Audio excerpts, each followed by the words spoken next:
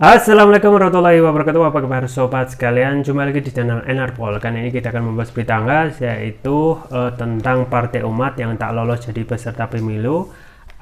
Amin Rais nggak main-main sampai singgung rezim, kalau tidak senang dibasmi ya. Jadi ini sobat sekalian satu hal yang tidak kita inginkan, yaitu pemerintah yang sifatnya otoriter, kalau tidak suka ya melakukan hal apa saja untuk memenuhi syahwat politiknya dalam hal berkuasa.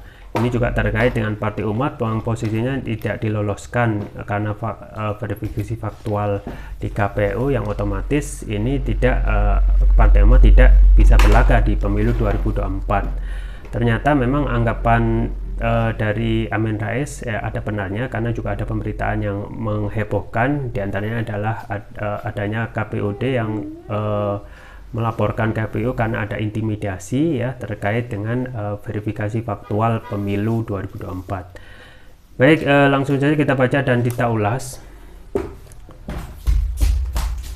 Warta Ekonomi Jakarta, persiapan kontestasi untuk pemilu 2024 terus dilakukan. Dengan yang terbaru, Komisi Pemilihan Umum KPU mengumumkan partai peserta yang akan bertarung di 2024.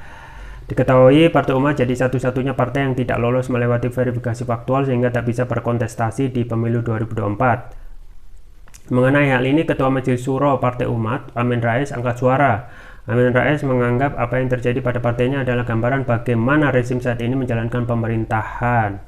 Saya yakin memang ini adalah satu isu yang mencerminkan politik dari rezim yang ada saat ini. Jadi kalau tidak senang dengan suatu kelompok, kalau bisa ditenggelamkan, dibasmi dan lain-lain. Jelas Amin Rais dikutip dari kanal YouTube Reality TV Jumat 16 Desember 2022. Lebih lanjut mengenai tidak lolosnya Partai Umat, Amin Rais belak-belakan menyoroti berbagai partai politik yang ikut verifikasi faktual dan berhasil lolos. Secara langsung ia mengaku heran dengan lolosnya Partai Garuda dan Partai PKN. Dua yang tadi itu, seperti yang dikatakan banyak jurnalis, tidak pernah nampak di permukaan. Tidak pernah ada bukti tiba-tiba ada perintah dari atas yang meminta supaya KPU pusat apapun diloloskan, jelas Amin Rais. Karena merasa ada hal yang janggal, inilah Amin Rais dan Partai Umat memutuskan untuk bersikap lebih awal sebelum pengumuman mengenai peserta partai pemilu yang akan lolos. Jadi inilah mengapa kita melakukan preventive strike sebelum tanggal 14 itu. KPU mengumumkan, maka kita sudah tahu dan mengatakan di single out kan. Satu-satunya yang tidak diloloskan Partai Umat, ungkapnya. Amin Rais pun mengaku prihatin dengan kondisi Indonesia dengan kondisi yang demikian. Ini sesungguhnya prihatin saya itu bukan karena Partai Umat saja, tapi masa depan bangsa ini menurut saya.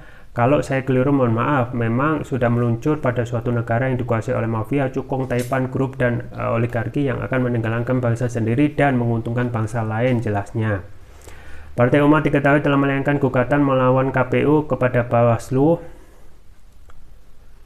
RI. Ya, sobat sekalian, itu ya terkait apa yang disampaikan oleh Amin Rais tentang opininya ya tentang saat ini kondisi pemerintah yang tidak baik-baik saja.